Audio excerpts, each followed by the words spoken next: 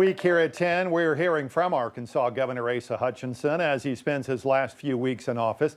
Last week, I got to sit down with the governor to talk about his challenges and accomplishments. Says historic income tax cuts passed recently by state lawmakers, one of his biggest highlights. How would you rate that as one of your accomplishments? Well, I would rate it above the pandemic. And so absolutely, and to me that was a test of leadership again, that whenever we started out with a 7% individual income tax rate when I got elected, and people said you cannot get it done, it's impossible to lower that, you're going to make us like Kansas, you're going to disrupt our services.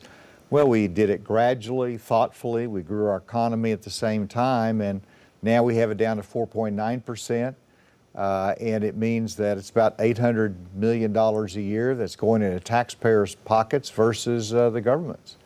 And at the same time, we created a reserve fund that we never had.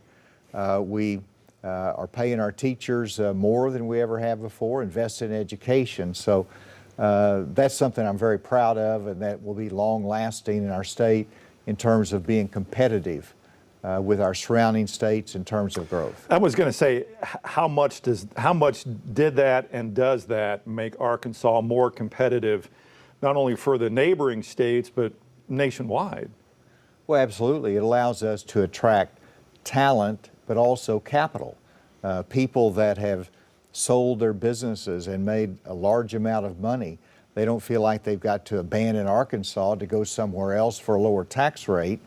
And so it allowed us to be competitive, but also in the recruitment of industry.